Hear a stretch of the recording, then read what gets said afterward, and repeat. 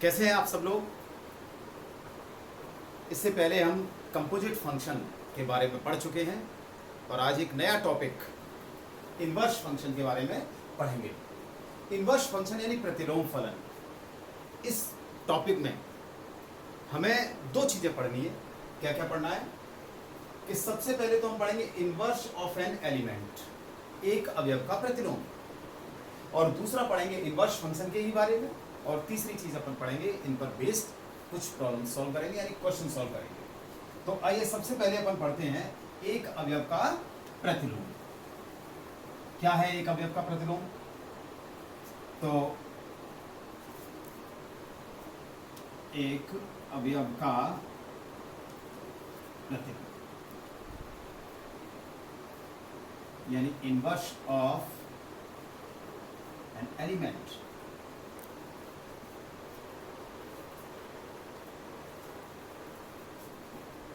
Inverse function पढ़ने से पहले हमें एक अवयव का प्रतिलोम पढ़ना बहुत जरूरी है। तो है क्या चीज? मान लीजिए एक कोई फंक्शन है f such that इक्वल फलन f a से b पर परिभाषित है, और f के अंतर्गत मान लीजिए समुच्चय a का कोई अवयव है स्मॉल a और समुच्चय b का अवयव है स्मॉल b। चूंकि फलन के अंतर्गत परिभाषित है तो इसे हम लिख सकते हैं b is equal to f, यानी ये समुच्चय a, ये समुच्चय b, ये फंक्शन f। समुच्चय a का ये एलिमेंट a हो गया, समुच्चय b का ये एलिमेंट b हो गया। ठीक है, a का संबंध है b से, तो हम b इज इक्वल टू क्या लिख सकते हैं? f लिख सकते हैं। ठीक, इस b को हम कहते हैं a का प्रतिबिंब यानी image of element a। a को हम कहते हैं b का पूर्व प्रतिबिंब, यानी इस अवयव का ये a b का पूर्व प्रतिबिंब है।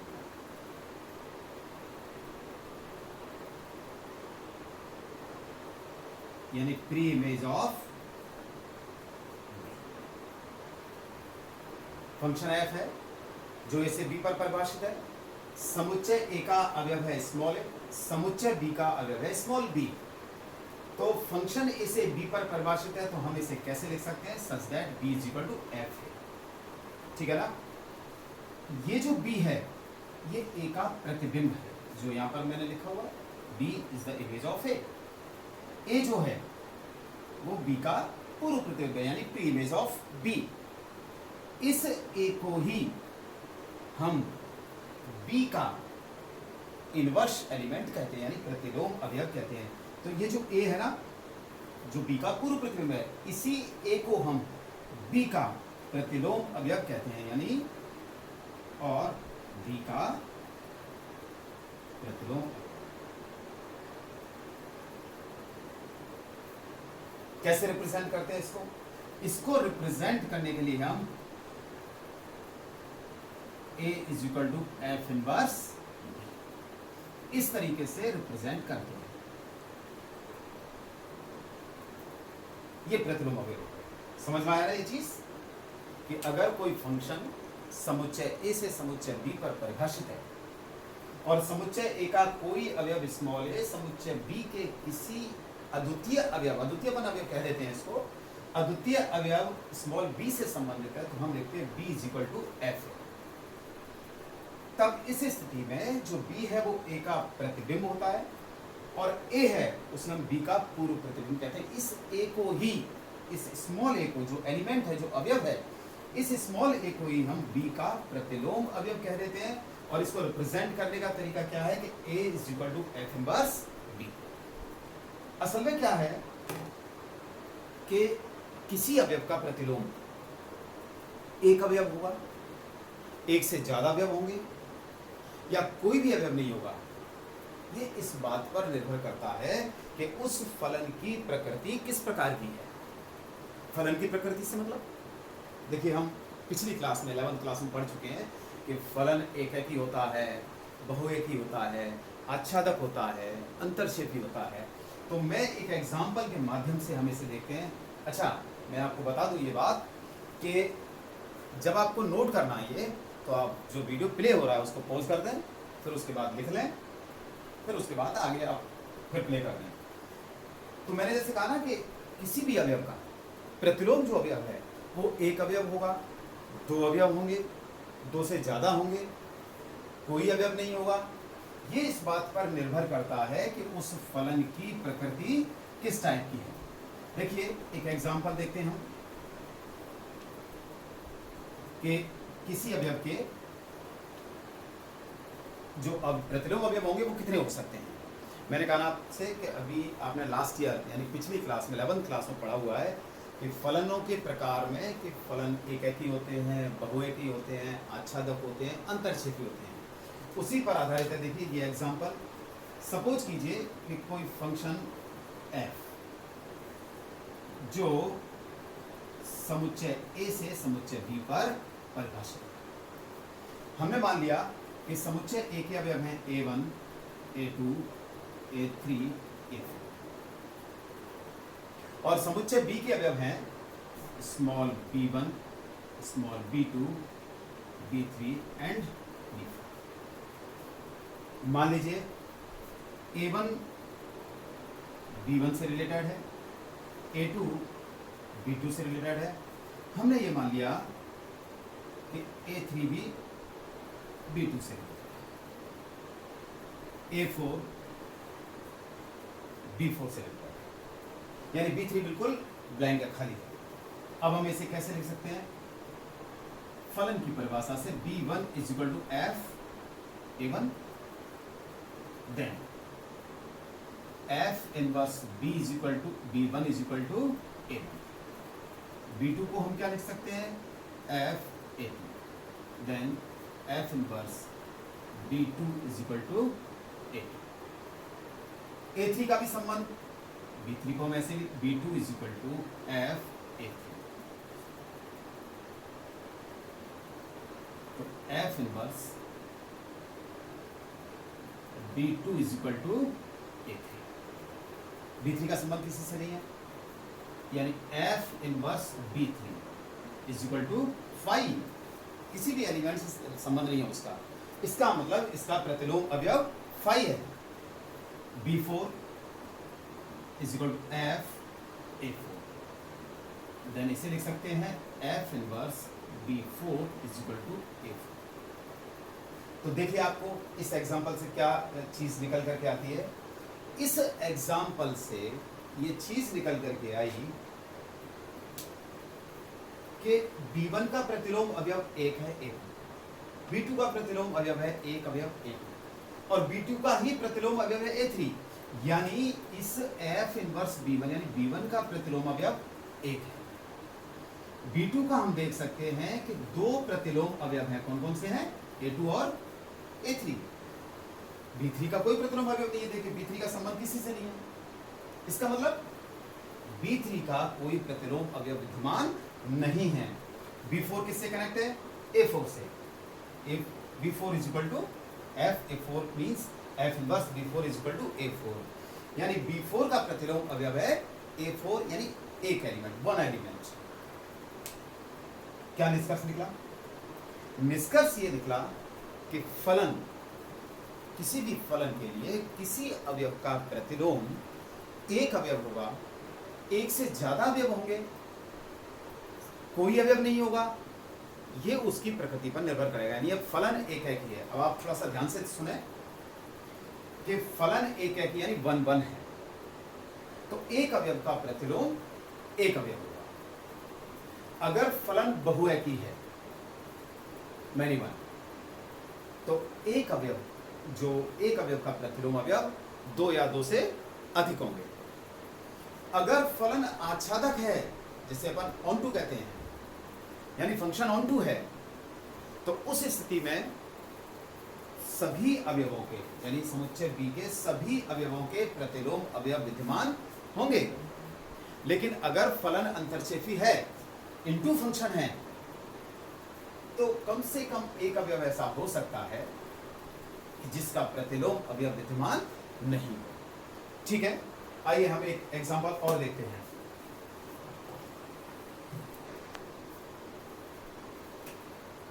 एक एग्जांपल है a इज इक्वल टू, यानी जो सेट A है वो उसके एलिमेंट्स है -1 1 -2 2 3, और जो B सेट है उसके एलिमेंट्स है 1 4 6 and 9। Function a to b define है और f(x) is equal to x² दे रखा है। हमें ये बताना है कि इस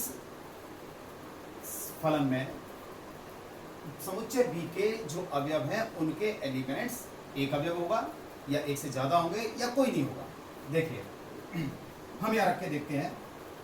अपन को जो दे रखा है वो f(x) is equal to x² दे रखा है। x की वैल्यू हम हमेशा a सेट में से रखते हैं।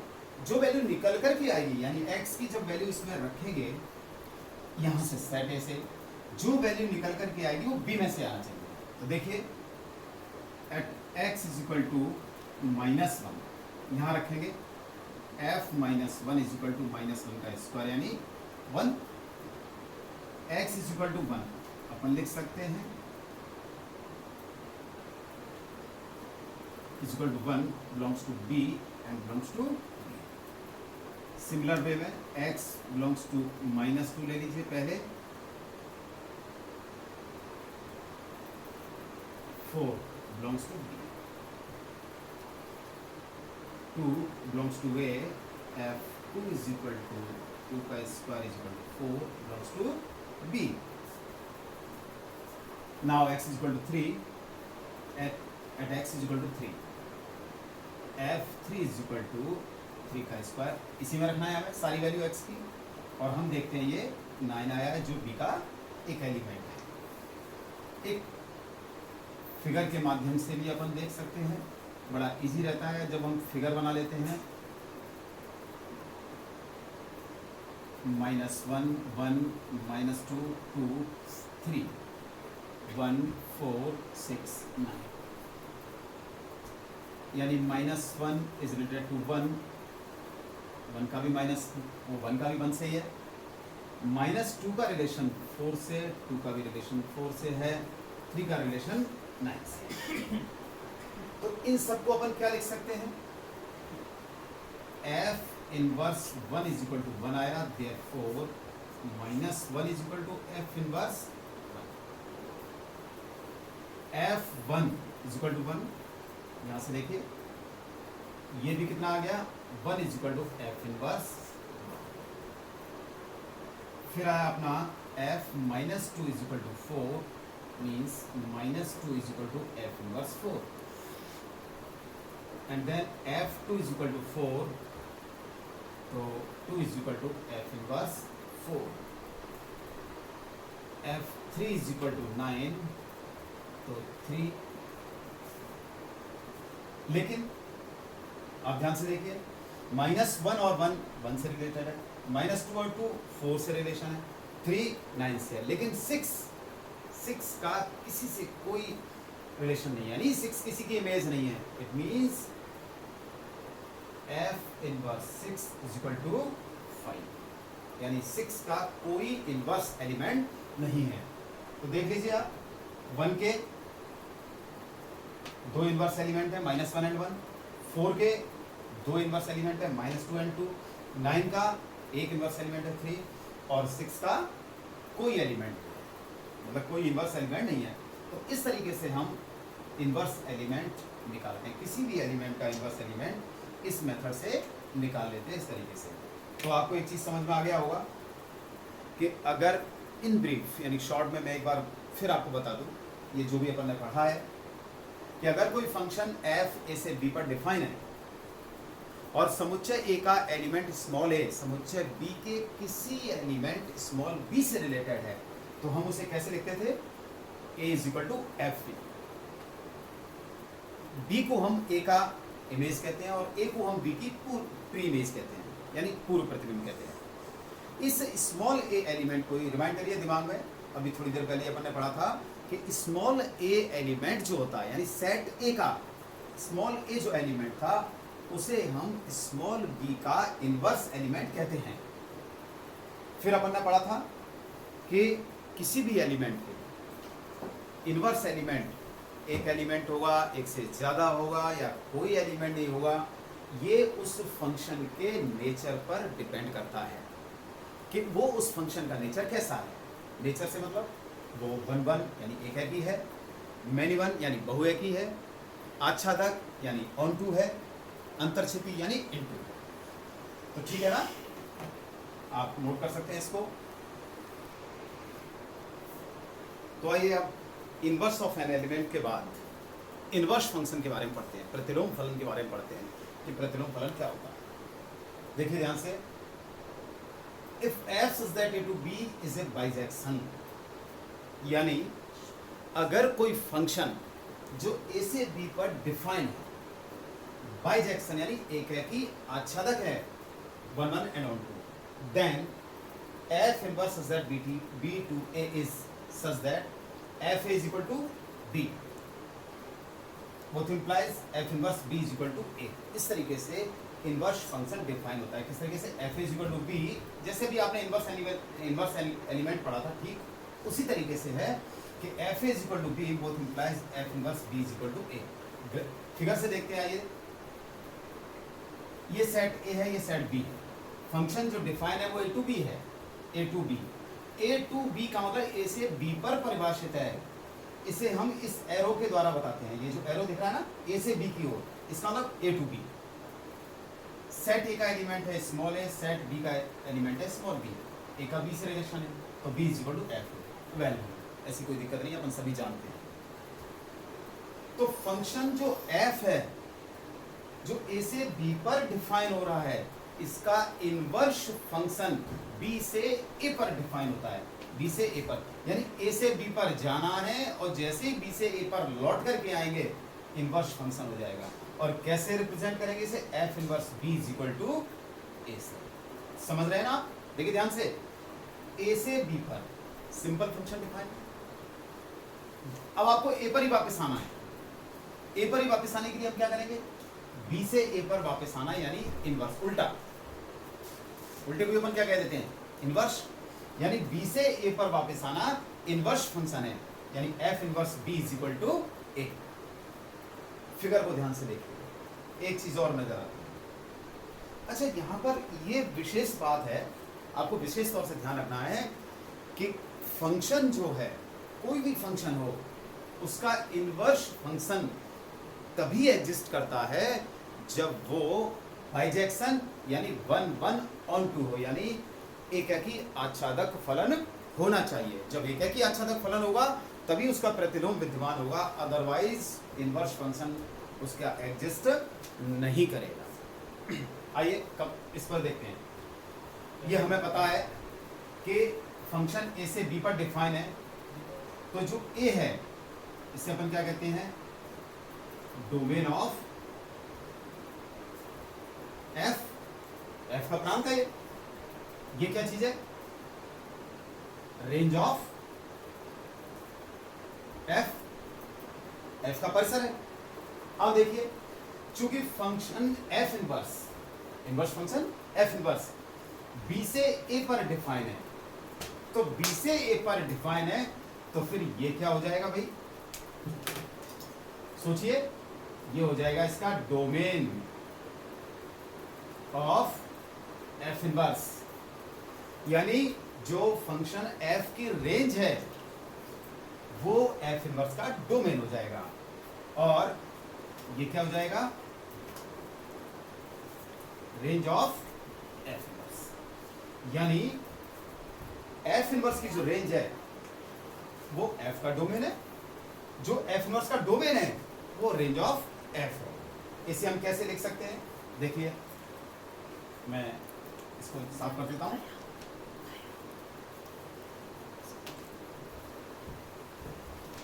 क्या लिख सकते हैं,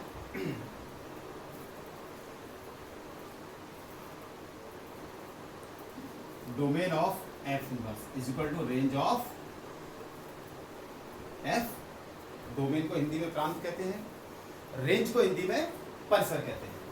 तो एफ इनवर्स का डोमेन यानी एफ इनवर्स का जो प्रांत है वो एफ की रेंज है, ठीक, range of F. F inverse is equal to domain of F. तो इस चीज का विशेष ध्यान रखें कि किसी भी फंक्शन का जब इनवर्स फंक्शन डिफाइन होता है तो फंक्शन का जो डोमेन होता है वो उसके इनवर्स फंक्शन की रेंज होती है, और जो फंक्शन की रेंज होती है वो इनवर्स फंक्शन का डोमेन होता है।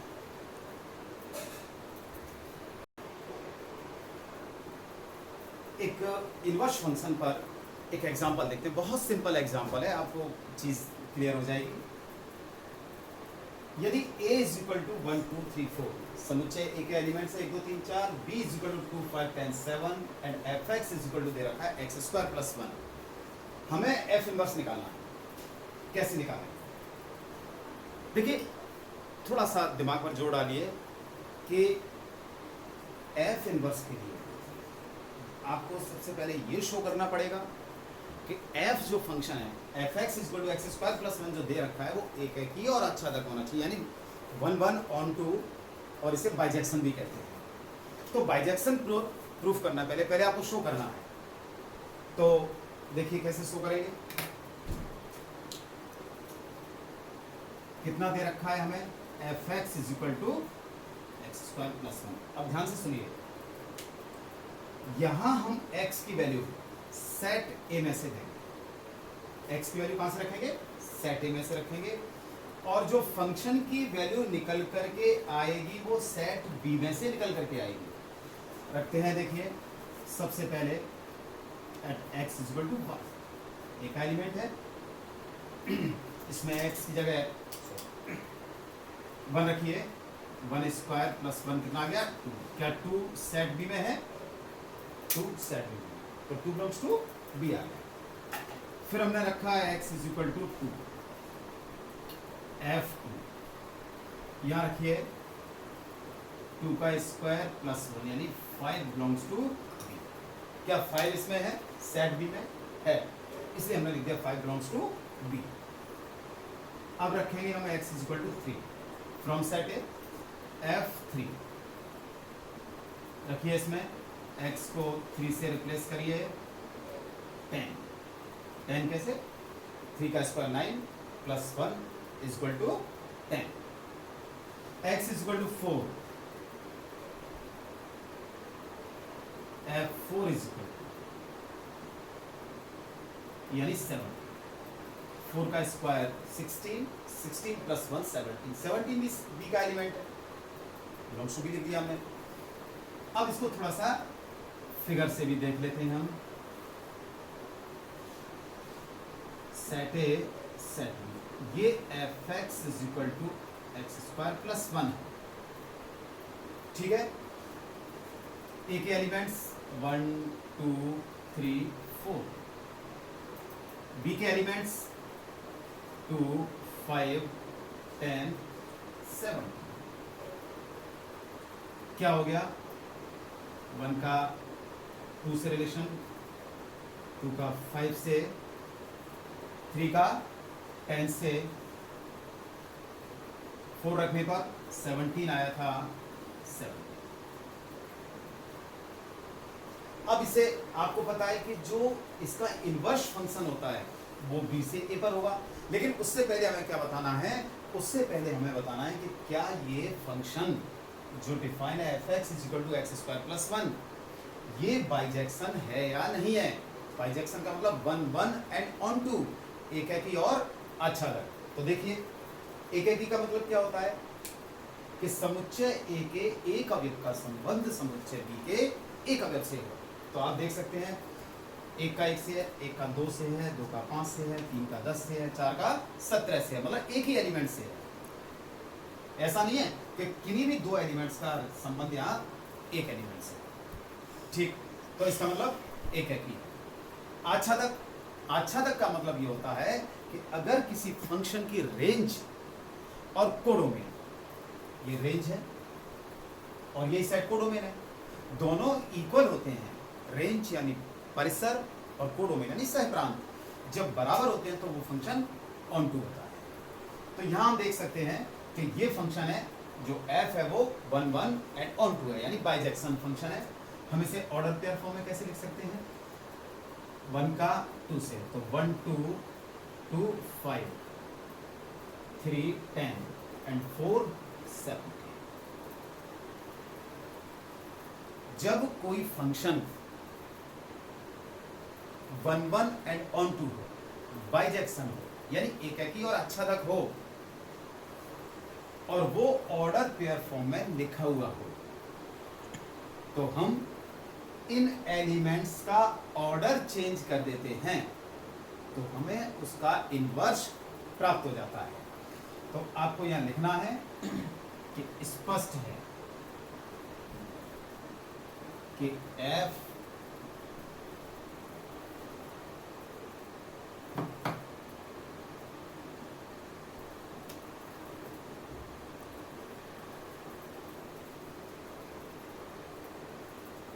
बाइजेक्शन, अतः f inverse such that B2A exist. और कैसे एग्जिस्ट होगा? इस ऑर्डर पेयर जो एलिमेंट्स हैं इनका ऑर्डर चेंज कर दीजिए।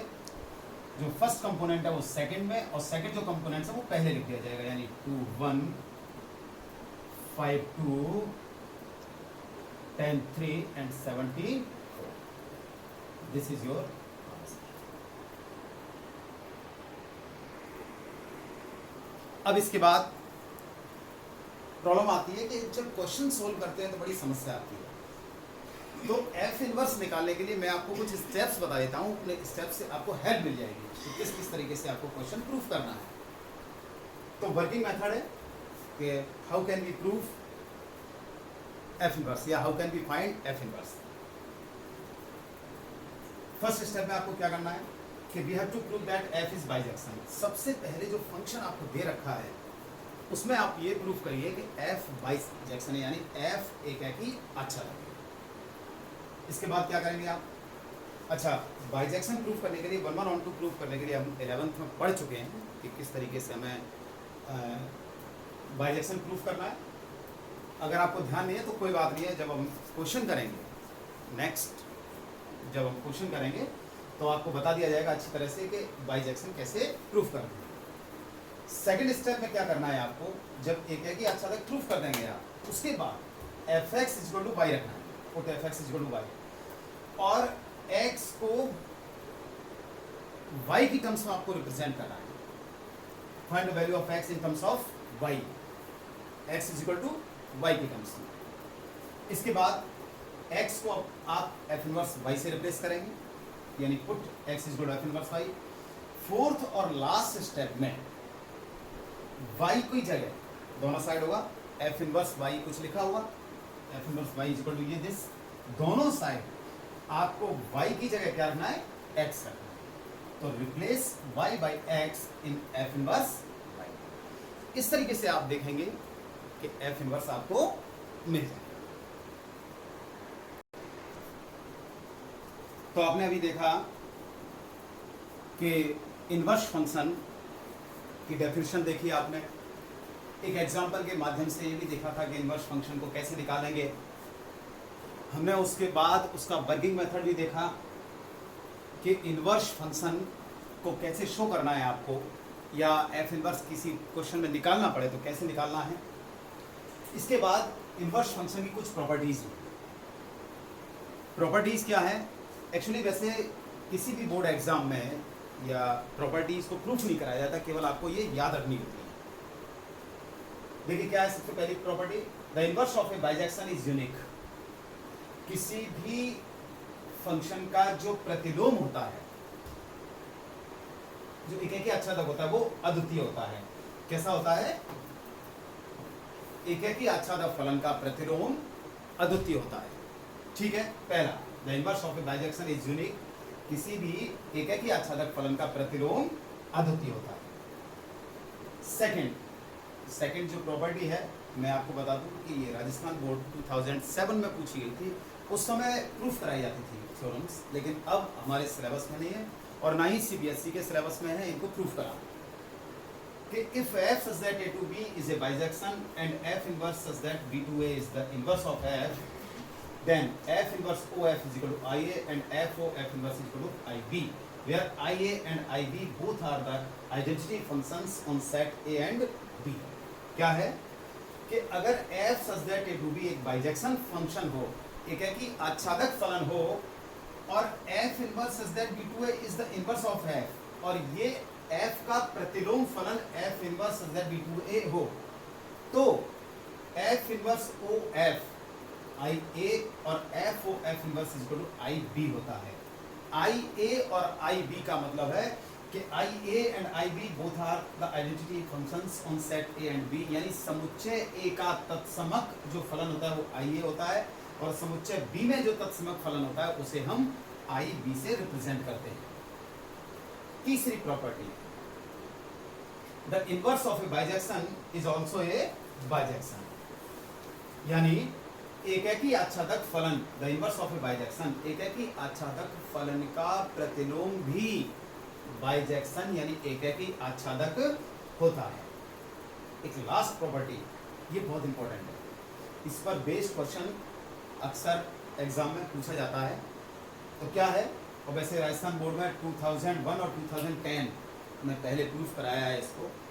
क्या है theorem, if f and g are two bijections, यानी f और g दो एक है कि आच्छादक फलन हैं, सच दैट, किस तरीके से हो, गॉफ बी डिफाइंड, गॉफ परिभाषित हो, यानी f और g दो एक है कि आच्छादक फलन है और उनका गॉफ परिभाषित हो, देन तब इनवर्स ऑफ गॉफ एग्जिस्ट, तब गॉफ का प्रतिलोम फलन विद्यमान होता है.